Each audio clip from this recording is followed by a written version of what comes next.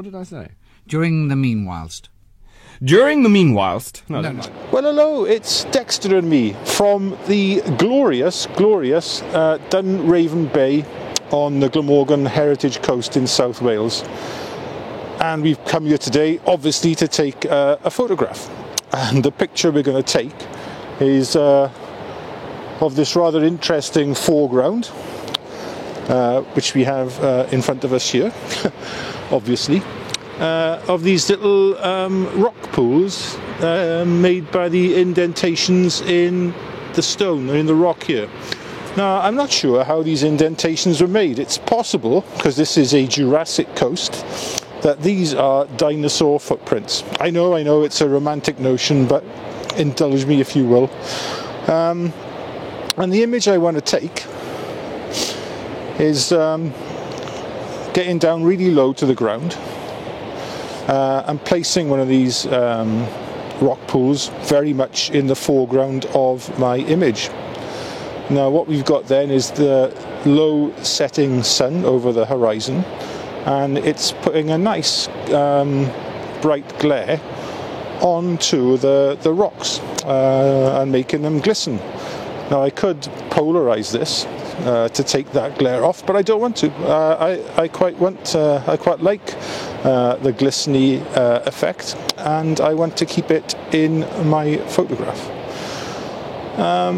Another reason for coming here to take this image today is that I want to prove that, contrary to lots of the landscape photography videos you see on YouTube, that you don't have to hike for miles and miles to interesting locations to take beautiful landscape pictures. A lot of the time it's right on your doorstep, and for people like me who are unable to walk far, I just want to prove that you can still enjoy this marvellous hobby of landscape photography without any physical exertion whatsoever. I mean, we've literally walked, I know it looks quite far because it's a wide angle lens, but we've literally walked 20 metres from the car park to be down here to take this image. Anyway, I've rattled off a couple of test shots. I'm at f16, where I live pretty well on this camera. No polarizer, but I have got my reverse grad filter on to take the worst of the sort of setting sun glare out of the image. ISO 100, whatever the shutter speed is, I don't know what it is, and I'm going to focus stack. I'm going to take an image of the close foreground and then take a further one of the background, and then obviously combine those in Photoshop later on. In fact, I think what I'm going to have to do is bracket the background image. It's too bright even for my 3-stop reverse grad filter. So we'll bracket that and shoot one image of the foreground, and hopefully we'll get enough to make a decent image. The only real problem I have, besides the glare from the sun obviously, is that there's a lot of people on the beach. It's quite a nice evening, it's quite a popular place to come, and I don't really want anybody in my image, so timing this is going to be quite tricky. Anyway, hopefully when the sun gets low enough and really illuminates the higher cloud, there'll be fewer people around. We can only hope. We can only hope. Right, well that's all the shooting done. It's just a case now, as usual, of getting home, back into the warm, putting the images into Lightroom and completely transfer. I mean, delicately editing them. That should be fun. Well, here we are, back home in the nice warmth of my office. I really love taking images at Dunraven Bay. It's a fantastic place to be. There's always something different to photograph there. You've got lovely leading lines in the rocks. You've got the sun setting or rising over the sea.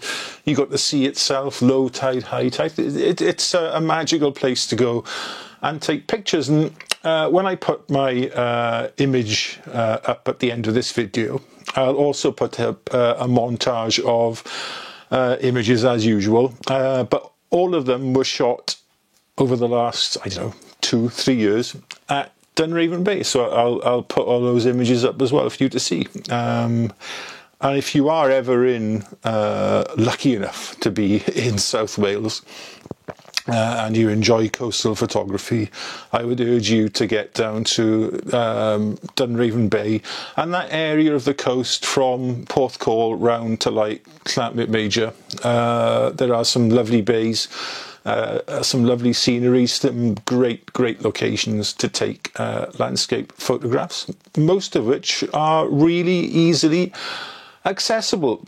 And the point I was trying to make really with this video is that you don't have to hike for miles and miles to take good landscape or interesting landscape images. Now, I love watching people like Adam Gibbs, Gavin Hardcastle, Thomas Heaton, Ben Horn, to name but a few. I really enjoy their videos, but they can innocently promote the notion that you need to hike for miles.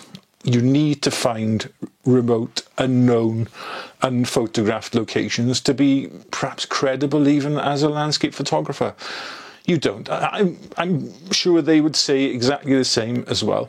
But if, like me, through whatever reason, maybe you're getting on in years, you're, like me, disabled, or you have an illness, which means that you can't walk far, don't give up. Don't give up your landscape photography. There's no need. There are still fantastic opportunities out there.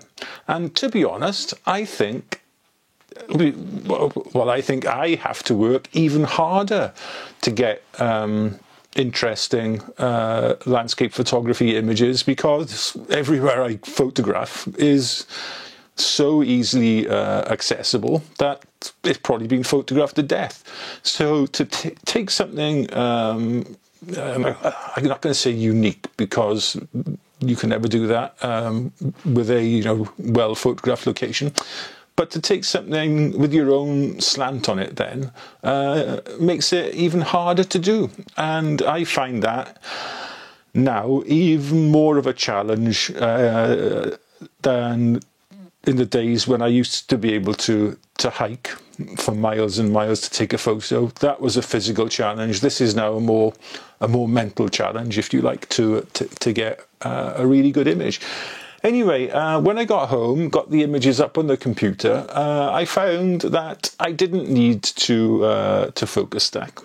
I used one of the bracketed images that I'd shot of the background, and pretty well everything I needed, right up to the closest bit to the lens, was pretty well sharp.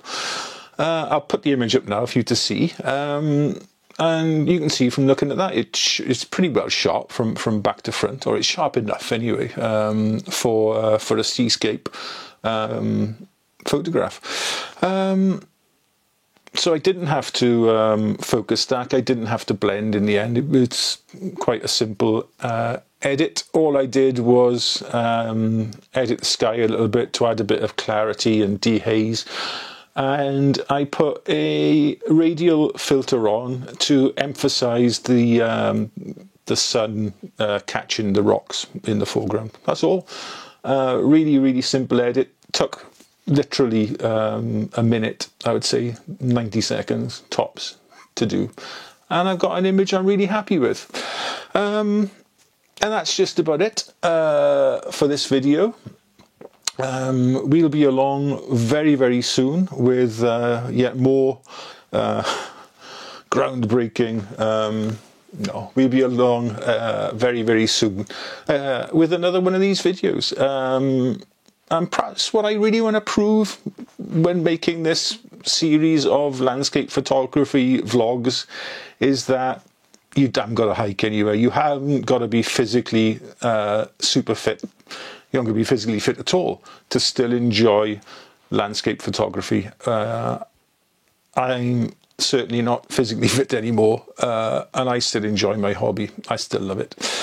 Right, next video is again going to be out in the field, but I've taken my GFX and the Lumix, this behind me that I can't reach it, the Lumix G2, to make a direct comparison between the two, rather unfair direct comparison between the two, with some woodland and landscape photography. So that's something you can look forward to in the next coming couple of weeks. It'll probably be about 2 weeks before that's out. Right, that's it from Dexter and me. Thanks very much, as usual, for watching. I hope you've found this video in some way useful and entertaining. And Dexter and I will see you again very, very soon. Take care. Bye-bye.